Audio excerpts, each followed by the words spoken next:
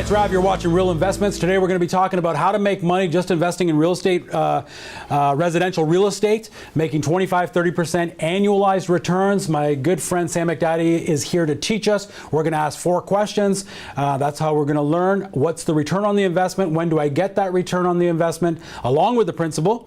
What's the minimum to get in, and what is the risk? What is the worst case scenario? Get your pens and paper out. And Sam, let's just dive right in. It's by the way, I appreciate not just your good looks, but your intellect as well. Thank you for being on the show. Thank you. Sam, I just said it, 25-30%. That just is the returns. When we're sitting at a dinner party and someone says, what are we making in real estate? We're saying conservatively, we're making 25-30%, and they're shocked. I mean, do people not believe you? What do you do in that situation when you're trying to help them, you're trying to educate, and they don't believe them? Is that a different talk for a sit down, or do you just at that cocktail party explain it to them because, yeah, it is too good to be true compared to the securities world? Yeah.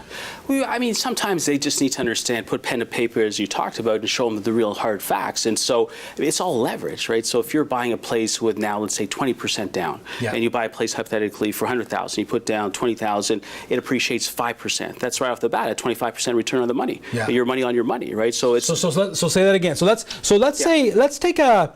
I mean, I don't know what the average is in the GTA. Toronto is almost 500-600, but GTA wide, can we say 400,000? Sure. So let's say we're going to purchase a property, $400,000. Yeah. It might have one tenant in it, or it might be a bit of an up and down kind of situation. I like those. Yes. 2 rents, 1 furnace, kind of thing. So 400,000. You're saying we're going to need about 20% down. That's what the government legislates. That's right. If they did legislate it, Sam, what would you say? What again, sleeping at night for Sam McDadi, because we want to learn, because there was a time not that long ago it was 5%, even for investment properties. Yeah. How much equity do you like to see in a property if we're going to buy it for investment purposes? I mean, I like 20%, but it's not that it has to be 20%. 10% is certainly fine. It depends on the client. It's a case-by-case basis. So if they have high income potential, high earnings, and they could definitely support that property, then it's fine. You could do 10%, do VTB for 10%, so you've got your 20% down, so to speak. VTB, the vendor take back, so you could actually even get a mortgage from the owner of the house because he may not want it all right now, and you just pay him interest. And that's right. So I'm not averse to somebody doing that if, let's say, they're a doctor, they're a lawyer, and their income stream is quite high. So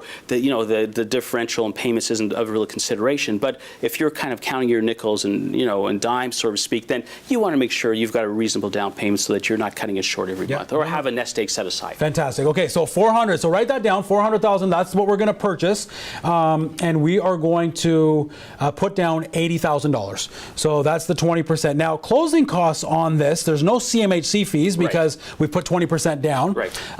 There's going to be a land transfer tax. There's going to be a few legal fees. So maybe we can even bump it up another 10 grand. Sure. So, and I know a lot of times in investments we don't count that, but let's count it just for fun. So we are out of pocket on the $400,000 property, $90,000. Now, what's interesting to know is if we were going to make any money in the stock market, to make money on the $400,000, I need $400,000. Correct. But here, I only need $90,000. That's right. Okay, great. So the first thing you said was appreciation. Right.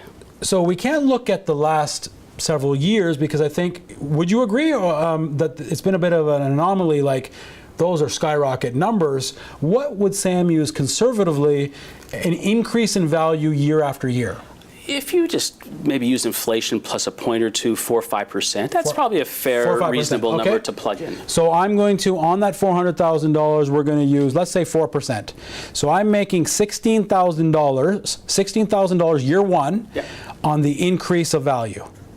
Correct? That's right. So 16,000 on my 80, but we won't even stop there. We can go further, but just even that, what's that return? That's already a 20% return. 20% return already. End of conversation. Correct. Just on the increase in value, a conservative 4%. Wow. And then when we look at the debt reduction, because my mortgage is $320, if my mortgage is $320, I might be paying $1,500 a month. Of that $1,500 a month, a lot of that is interest. What is, right off the get-go, if you were just to guesstimate, the principal amount on the $1,500? 400, 500? Yeah, even if you just said even conservatively for the year, $4,000. This is a very light figure just to make the math really easy. Okay, so I'm putting for debt reduction. And that's conservative. And that's conservative. So now I'm already at 20 grand. So between the increase in value and the pay down, I'm already at $20,000. Yes, it's not liquid. It's not like you can take it out right now, but I'm already at $20,000 and I'm in on my 90. So we're looking at now what? What's that return?